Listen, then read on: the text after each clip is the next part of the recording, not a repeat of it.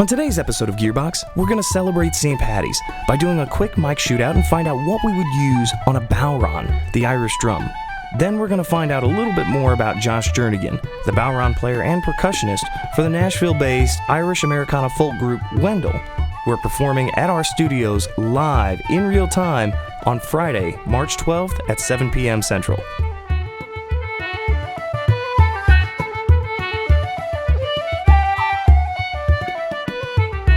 For the mic shootout, we're going to start off with two microphones that we felt would be the most likely to be used by every front-of-house engineer that showed up late to the gig, didn't read the rider, and was told that he had to mic a drum that he had never heard of before. Enter the Shure Just Throw a 57 on it SM57, followed by the Shure But I Really Want Low End from this cajon I'm playing in an acoustic gig I hate, Beta 52. Finally, we're going to try out the Shure SM7, because we have one, and it's an awesome mic. Yeah.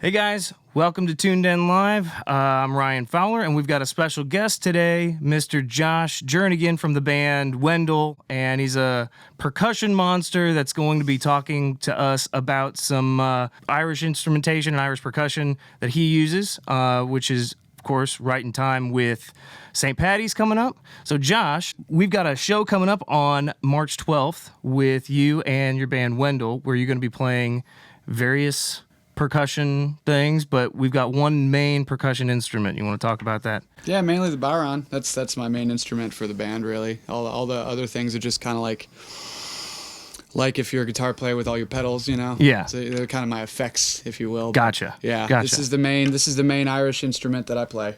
It looks just like something that you could use as a tchotchke. Yeah. On a ottoman somewhere. Put some stuff in it. How do you spell that word? It's an Irish word, so it looks like it's pronounced Bodhrán, Bodhran. Yeah.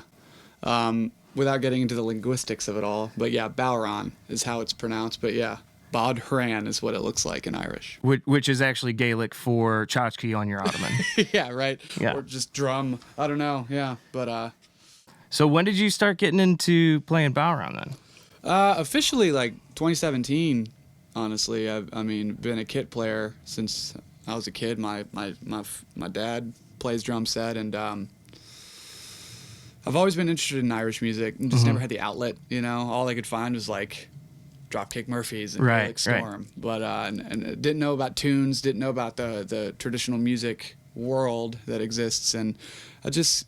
My wife actually got me my first wall hanger Bodhrán. Nice. It's still hanging up at my house now. And I drove her crazy practicing that until I bought the one I got before this. Do you have an Irish family? Yeah. My mom was she did Irish dance and had an Irish dance school out in Berlin, Maryland. Grew up with her really being into it more so than even my dad. My dad was more the rock drummer, you know, which I had plenty of that from him too. But, yeah. Yeah, I don't know. I've always been drawn to it, the culture, the thing. I've told you before, I tried to learn how to play, and just the actual technique and strain that you have to go through to be able to learn that. Was that what kind of learning curve was that for you? Because it was enough for me to say, not for me. I don't know. I started listening to a lot of the music. I think that's what ended up keeping me into it. Because if there's something I didn't understand, I would just try to find another record that had a Bodhrán player on it, or I'd look up like top Irish Bodhrán players from like the classic folk days in the 60s and 70s when they had a really big boom then or whatever. And really the mechanics of it, as a drummer, you'll understand. I mean, you know, we're playing drums this way. Right. So this made no sense to me, but I do play guitar, and that's the exact same motion. Pretty similar then? Yeah. Cool. You're actually strumming the drum just like you'd strum a guitar with your wrist. Was it tough for you to listen as already a professional musician, to start listening to what you wanted to sound like, and then knowing that you were basically starting over? Yeah, because I would hear some of these guys, and it's just the mechanics and the one wrist, and being able to, you know, like right, left, right is right, left, right. You know, trying to think of it the other way, it was kind of daunting. So I just thought I would do it for fun at home. Mm-hmm. It's something to drive the wife crazy. Yeah, I'm really good at that gig. Yeah. I mean, if anybody wants lessons in that, yeah, there we go. I will absolutely give you some lessons in that. That's a full-time gig, man. All right. So too bad it doesn't pay. yeah, that's the problem. But it's a labor of love. Right. So let's talk about, we had just tried to get into some miking situations and whatnot, because it does kind of present some issues. And when you're saying that you're going in and playing a gig, you're going to have someone just set something up and just leave it there. Are you staying in one spot? No, I'm sitting in one spot. Usually from some of the gigs that we play, I'm sitting on a cajon. Okay. And I have a kick pedal on my cajon that I just use. Because if you ever go to like an Irish session at a pub, everyone's doing this. Yeah. Just the stomp on the one, you know. So that's kind of, recreates that for us on stage. It's not really for the crowd, because you can't really hear we don't mic it. Even though I hit that bass drum, we don't mic it. But I'll sit on the cajon and I'm sitting still. Yeah. So then, obviously, you're not coming from a normal Bodhrán player's perspective. You're not coming from, I grew up in this music. You're coming from something that's already, shaped the way that you're playing. Mm-hmm.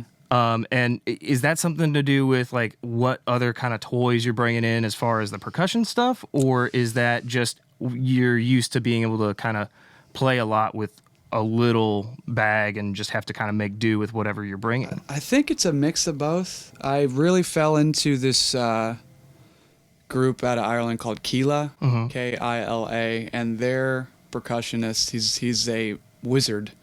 Ronan Osnade. He was the first person I ever saw put a brush, like a jazz brush, on mm-hmm. the backside of the Bodhrán and make a snare sound.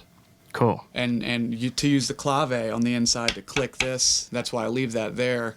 So and I thought, well, I'm already playing a drum set. Mm-hmm. That's the whole contraption trap kit. It came from when early drummers were creating what we know now as a drum set. Yeah. So it's like, well, screw it. I'll put on jingles on my feet and have the cajon kick and use a snare. I actually now have a actual snare that I'll just put on the back, and there's a maker in Ireland that now makes one that you can hook to your finger. And that's normally what's on the bottom of a snare drum. Yeah. And that's just did you just like cut that off? I took this off of the cajon actually. Oh, okay. I took the faceplate off and took the snares off because I wanted more of the boom kick sound. So I just thought, because up until that point I've been doing this. Gotcha. And then this just sounded so much more snare-like. So. And these are the little things that us drummers are just like, oh, this is so cool, and nerding out, and everybody's like, I can't hear the difference. But can you play just the difference, maybe with the regular wood tipper? Yeah. I'll actually show how it sounded at first. It's hard to get. I haven't done it with the brush in so long. And then eventually.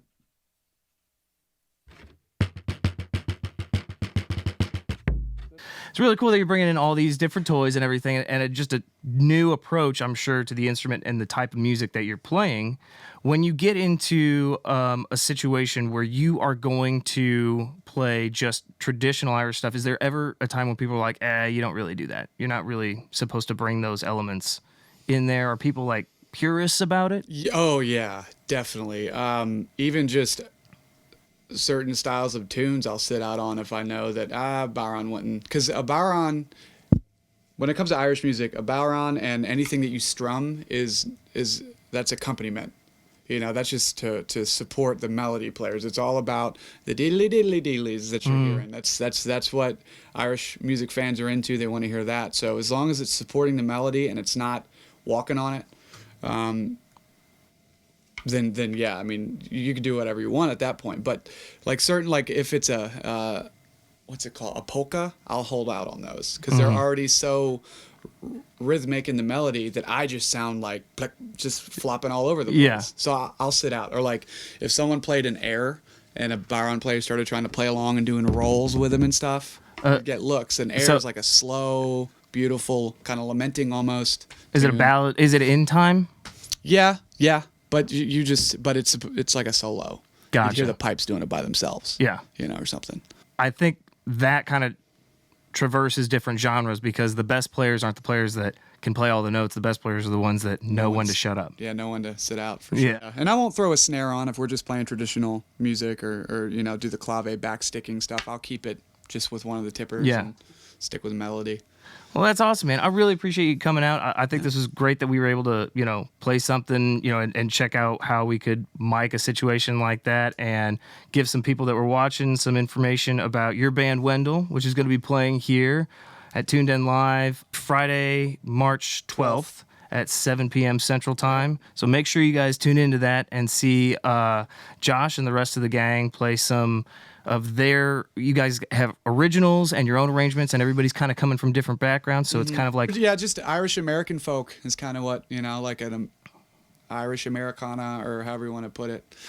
Yeah. So it's just like when you're saying the contraption of a drum set, where you got the snare and bass drum kind of coming from marching stuff in Europe, all the cymbals and stuff coming from China, and tom-toms coming from, native stuff or whatever, and now you guys are coming from all these different backgrounds in music.